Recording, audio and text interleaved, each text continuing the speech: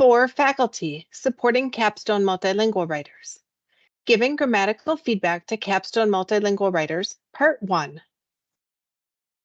This is Part 1 of 2 on giving grammatical feedback to Capstone multilingual writers.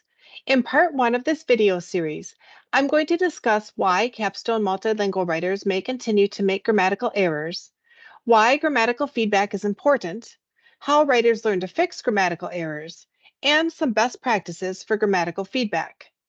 In part 2 of this video series, I will show some examples of grammatical feedback with different approaches, direct, indirect, and scaffolded, and with different formats, bubble comments, in-text comments, and highlighting. So let's start by taking a look at some of the reasons why Capstone multilingual writers may continue to make grammatical errors. First, language learning takes a long time. We know that it takes a couple of years to develop communicative competency. This is being able to have a successful interaction in a foreign language. But developing academic language competency is a separate skill.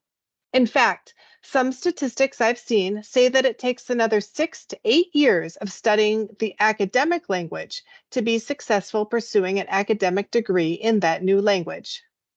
Second, Capstone multilingual writers may suffer from what we call fossilization. This is when a language learner uses a word or language structure incorrectly but thinks it is correct. This is different than a mistake that the writer may come back to later and realize that it's wrong.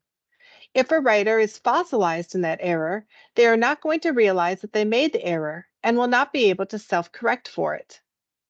A third reason Capstone multilingual writers may continue to make grammatical errors is because of language interference. Language interference refers to when a speaker or a writer applies rules from one language to another language.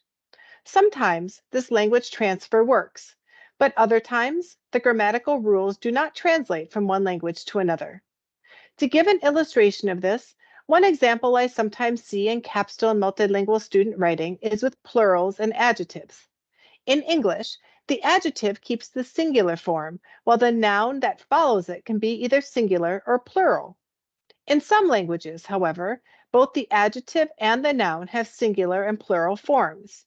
For example, in English, we would say the read books, where the adjective read is singular and the word books can be either singular or plural. In French, however, both the adjective read and the noun books would be in their plural form. The last bullet point here is that writers don't always know what they don't know. I think maybe we've all experienced this in some way. Sometimes we are asked if we have any questions about a topic, and we really don't know where to begin, or we have such a limited understanding of the ideas that we can't think of questions about the concept. This same thing occurs in the language learning process. Students may not even realize that they should be asking questions or trying a certain grammatical structure because they don't know that it exists. Okay, so we've talked about some reasons why Capstone multilingual writers may continue to make errors. It seems then that there is a need for grammar feedback to support students in revising and editing their own writing. The first two bullet points on this slide are a little bit repetitive of the previous slide, but are worth mentioning again here. Grammatical feedback is important for Capstone multilingual writers because language rules vary widely between languages, and, like previously discussed, language interference may cause systematic errors. In addition, research has shown that writers make accuracy gains over time. If a writer has a fossilized error, it becomes very difficult for the writer to see this form as an error and to be able to self-correct it.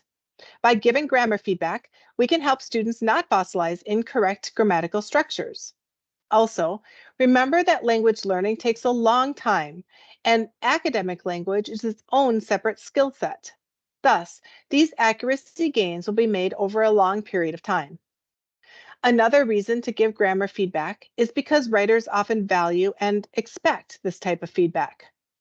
Dana Ferris, a second language acquisition and writing scholar, even claimed that not providing grammar feedback can lead to reduced motivation and reduced confidence for the student writer. Related to this, you as a faculty member are really on the front lines. You are most familiar with the Capstone multilingual students' writing, including the content, strengths, and weaknesses. Capstone multilingual writers may not reach out to other parties, such as the form and style team, for support.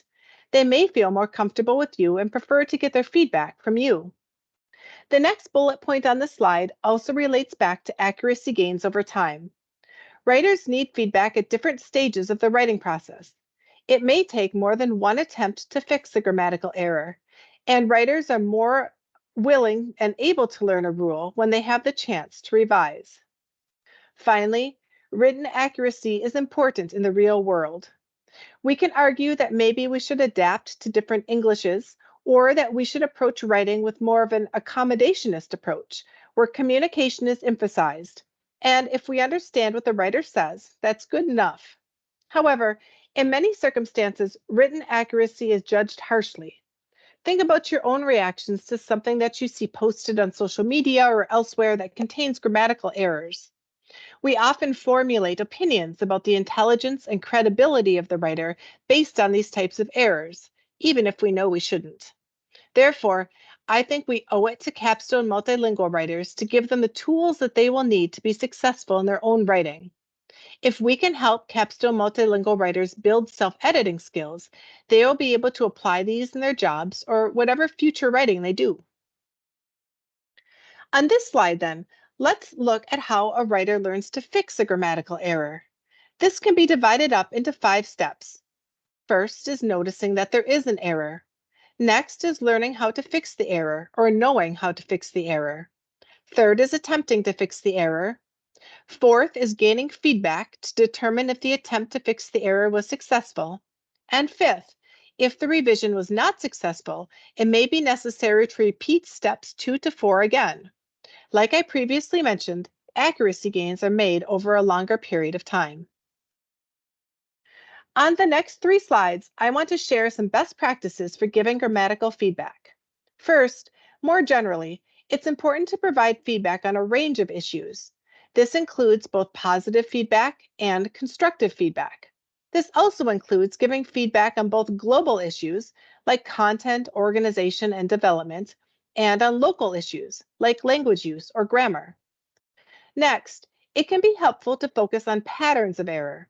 It may not be possible or productive to point out everything at once.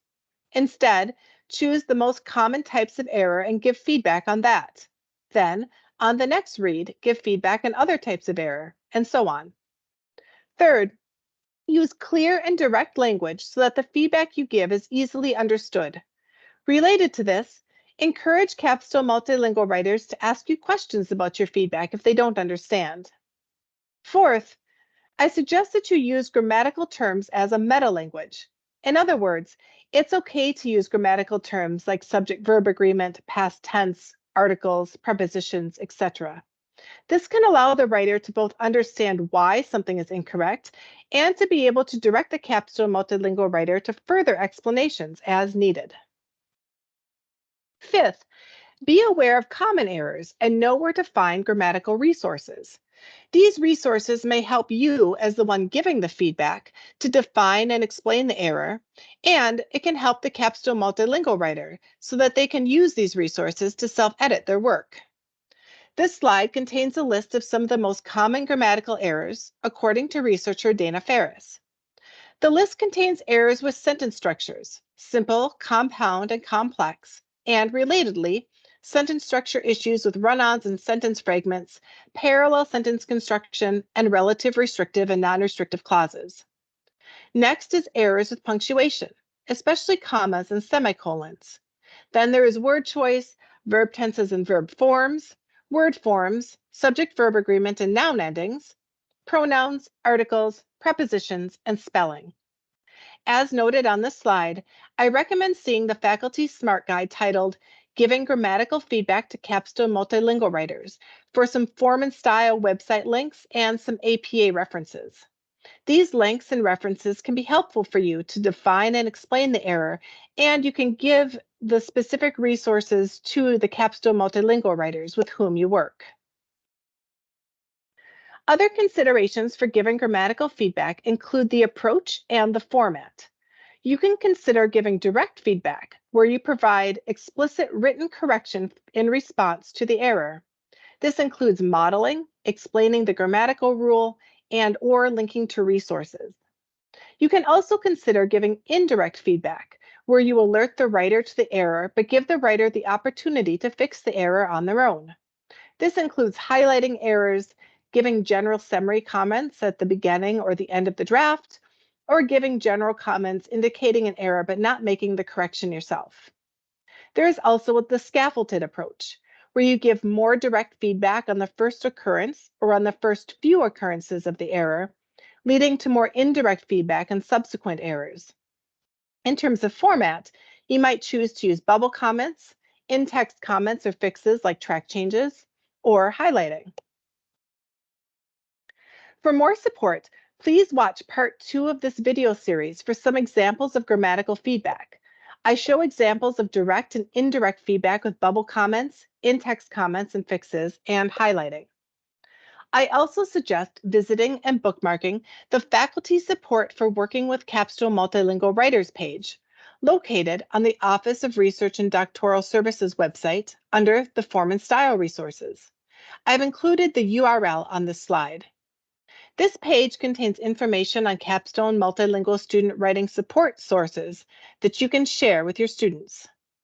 There is also a series of SMART guides, which are PDF how-to guides for faculty supporting Capstone Multilingual writers. In addition, there are other videos, like this one, on different aspects of supporting Capstone Multilingual writers. This final slide contains the references I consulted for developing the content in this video. I hope you find this information helpful as you continue to support Capstone Multilingual writers here at Walden.